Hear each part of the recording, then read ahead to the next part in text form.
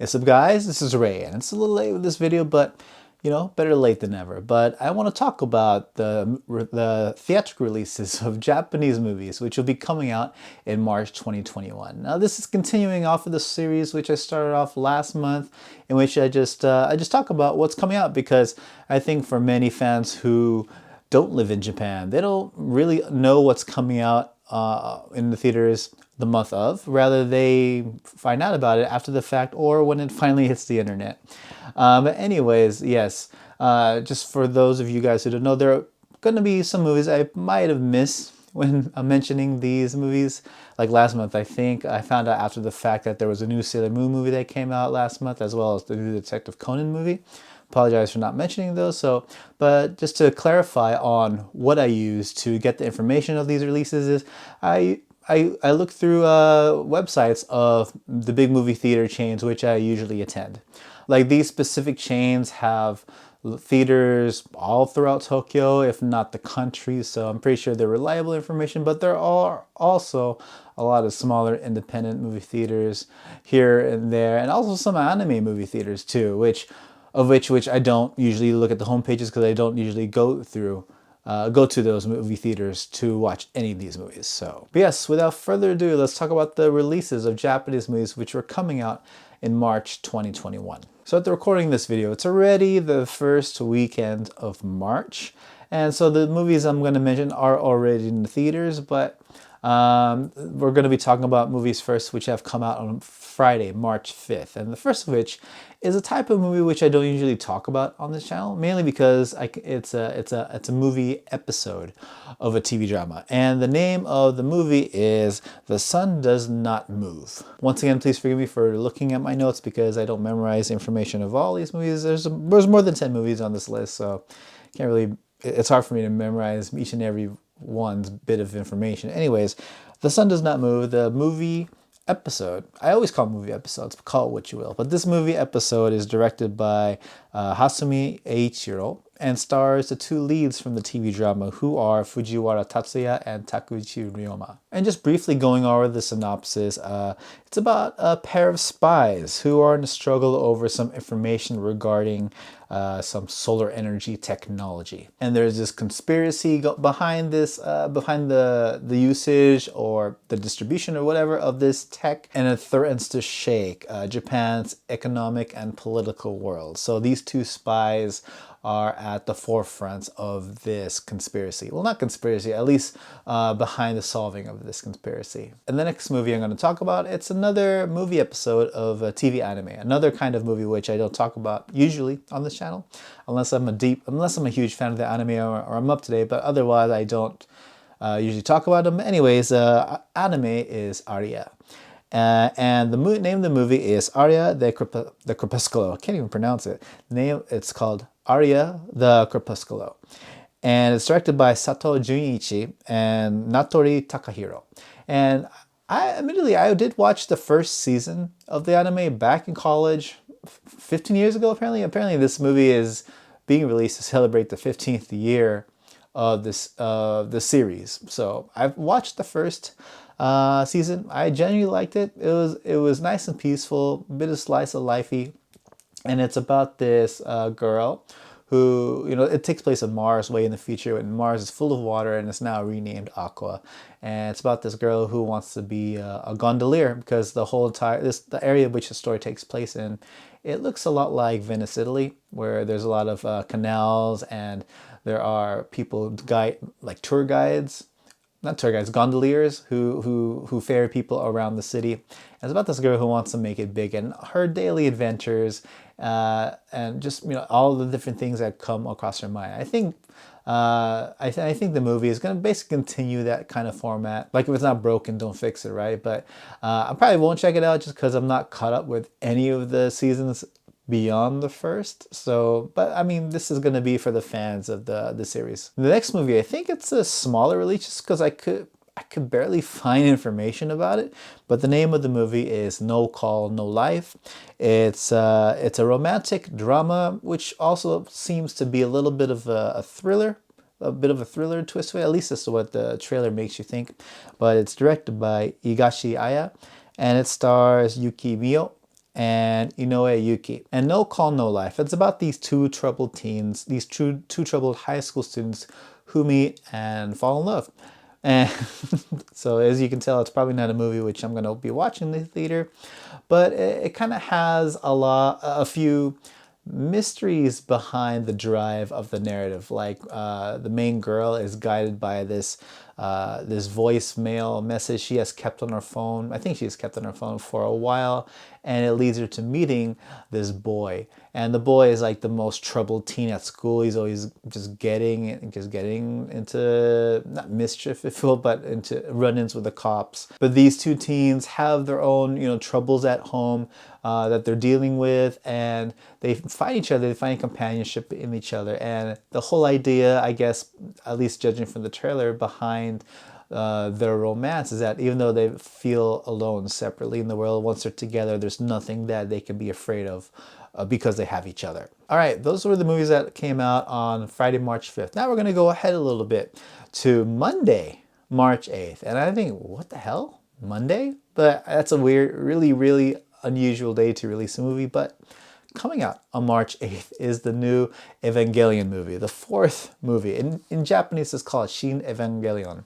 But in English, I believe it's called Evangelion 3.0 plus 1.0 Thrice Upon a Time. And I don't think I need so much explanation of this movie, except that it's the fourth and final movie of the rebuild of Evangelion series. So I'm pretty sure every one of you Evangelion fans are looking forward to it, including myself.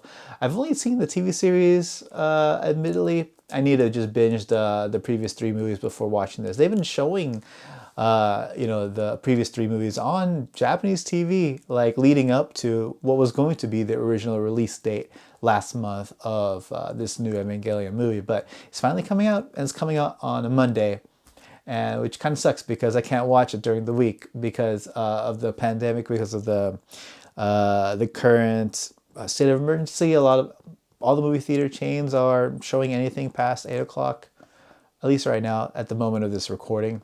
So probably just gonna have to wait until the weekend if I ever want to watch it. But anyways, yes, Evangelion is finally coming out. Next, we're gonna fast forward to next weekend, Friday, March 12th. And the first movie I want to cover, it's called Brave, Gunjo Senki. And this movie is directed by Motohiro Katsuyuki and stars, it's an ensemble cast of many of which are young stars, all led by Arata Makenyu, the son of Sonny Chiba, I might add. I actually like Makenyu a lot. And also has Yamazaki Hirona, Matsuyama Kenichi, and this is also the final movie of Miura Haruma before his unfortunate passing. And this is based off of a manga, if I'm not mistaken, a manga that is targeted towards high school students. Obviously, as you can tell with the main cast, it's about this high school, and more specifically the athletes and the sports clubs of this high school. And for some reason, the entire high school gets transported back in time into the Sengoku period, or the Warring States period of Japan, where they meet, where they come face to face with a bunch of warriors and warlords of those times. One of those which is played by Matsuyama Kenichi. And it looks interesting because you have, if you look at the trailer, there are battle scenes going on between these athletes using like their sports equipment against these warriors. It seems interesting. Seems like a movie I would watch, and I think the main reason I would want to watch it is because this is Miura Haruma's final, at least from what I understand, his final starring movie role. And so the next movie I want to talk about, it seems just quirky enough that I am genuinely interested in watching. And I love quirky, odd movies. And the name of the movie is called Love, Life, and Goldfish. It's directed by Makabe Yukinori and stars Matsuya Onoe and Momota Kanako. And this is, I think I read somewhere, and probably one of the movie posters on the website, it's the first movie to feature goldfish scooping as the kind of center of the story. Now, goldfish scooping, for those of you who've never been to a Japanese festival, it's when you take, or you've probably seen the anime if you're an anime fan. It's usually this small game where you take like this scoop that's made of really, really fragile paper, and you're supposed to scoop a goldfish from a pool of water into a cup, and you get to take home the goldfish should you succeed in taking home that in scooping up that goldfish. And because these scoops are really paper thin and fragile, it can be proved to be very, very difficult unless you know the technique. Anyway, this movie is a romantic comedy, and it looks like to be a musical also, because the trailer does feature the main character breaking out into song, and it seems to be aimed towards dudes because it's told from the point of view of a guy, and it seems like a kind of, you know, a kind of romantic story that guys would enjoy. It's about this guy who basically he's like an elite banker, but he gets transported, or rather transferred, into this smaller branch due to a mistake at his home branch in Tokyo, into this smaller branch in this rural town, or this remote town. Anyways, he falls in love with this girl who runs this goldfish scooping shop, and he falls in love at first sight, and that's pretty much how the story seems like it starts. And there's a bunch of like weird and funny musical numbers in between. Now, for those of you guys that don't know, I'm a sucker for musicals. I love anything that has anything to that's involved with music and or the characters breaking out into song themselves. So this is something I'm definitely interested in. Okay, we're going to be fast forwarding the next week to March 19th. Now, this is another movie episode of a TV drama. Now, please keep in mind, I don't watch any of the TV dramas of which movie episodes I'm talking about in this video. So if you're a fan of the TV drama, you have something to look forward to, you know. But this movie that's coming out, it's I believe the English title is Caution, Hazardous Wife. And it's directed by Sato Toya and stars Ayase Haruka and Nishijima Hidetoshi. And just judging from the synopsis and just the marketing materials, it seems like kind of a little bit of a Mr. and Mrs. Smith kind of deal. You have a couple. The wife, in her past, she was a spy, some kind of secret agent, and she kept that information a secret upon marrying her husband. But the husband, he also has a secret himself. He, you know, on the surface, he seems like a normal everyday salaryman or office worker or whatever, but he's actually a secret agent. So I think that the focus, the main anchor to the drama is that these characters, they're hiding their past, or their secret agent selves a secret from their significant others. And then I think the end of the TV drama ends in them finding out about their secrets. And then the movie continues right after where the TV drama takes off. Now, correct me if I'm wrong about any of that information, but that's just how I interpreted just looking at just all the information I found. Now, the next movie I want to talk about, it's called You're Not Normal Either. And it's directed by Maeda Koji and stars Narita Ryo and Kiyohara Kaya. And Narita Ryo, like, you know, I kind of on the fence about him. Like, he's been in a few girls, he's been in a few kind of weaker, more non-interesting roles, but he's just one of those names that you've been seeing a lot the past few years in more and more roles in movies and TV. But the story of this movie, it's about this dude, this single dude, who's a math teacher, and he is obsessed with math, I guess. But he also comes to terms with the fact that he may be single for the rest of his life, and he tries to correct that by going on some dates. But they all end in failure, and so, you know, he gets told by a student, you know, you're just a weirdo. And so the teacher goes to his student and says, you know, can you teach me on how to not be weird? So it's basically about this teacher, the companionship between this student and this teacher, as kind of like a reverse Hitch. Remember Hitch back in the day? It's like she's trying to teach him on how to talk to girls and stuff like that, or just how to be a normal person, because this guy is really awkward sociably. And at the same time, you know, it's kind of reverse. She kind of he kind of sees that she's a weirdo herself. So it seems like a fun, I don't know if it's a drama or a comedy or a mix of the two, or even a romance, but it seems to have all those elements mixed together. Next movie I'm going to talk about, I'm just going to talk about it briefly because I'm not going to watch it, but it's a movie episode of a TV anime. If you guys are fans of Precure, you know, I don't follow Precure, but it's pretty big here in Japan. It airs in the same block on Sunday morning TV as Super Sentai and Kamen Rider. It's a magical girl superhero TV anime. Anyways, the Healing Good Precure movie it's coming out Saturday, March 20th, the next day after the previous movies I just mentioned. And yeah, that's all I'm going to say about it. Now, we're going to fast forward to the next week, Friday, March 26th. And the first movie I'm talking about, it's another movie episode of a TV anime. Granted, this is a movie episode of, I would say, a series of anime movies that kind of spin off from the original TV anime, from what I understand. You can correct me if I'm wrong. But this is the Girls in Panzer movie, the third out of the planned 6 movies in this anime film series. I didn't watch the TV anime at all, or any of the OVAs or whatsoever, or even the previous movies, so I'm going to skip from this. But the premise of it seems interesting. You know, it's about these girls who, these high school girls, who take part in tank warfare as a club sport or a recreational sport of sorts. And it seems interesting, just the premise on its own. The next movie I probably will want to watch because it's gonna probably have a really short theatrical run, because these things usually come out on DVD pretty close to its original theatrical date. And this is the first spin-off from the Kamen Rider 01 tokusatsu superhero TV series. And it's called Kamen Rider 01 Others. That's what they're branding this series of spin-offs as.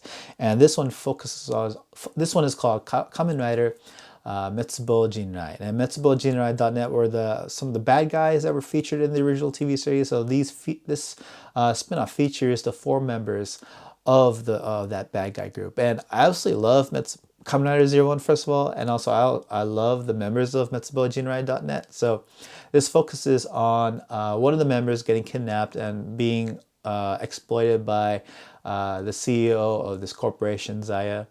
And they go and try to rescue their comrade, and they have to fight Kamen Rider Zaya, which is basically a rebrushing of Kamen Rider Thouser. If you guys have seen the TV show like I have and love it, you know what terminology I'm talking about. But they have to fight off Kamen Rider Zaya in order to save their comrade. The next movie, the trailers make it seem very interesting, but I'm unsold on the premise.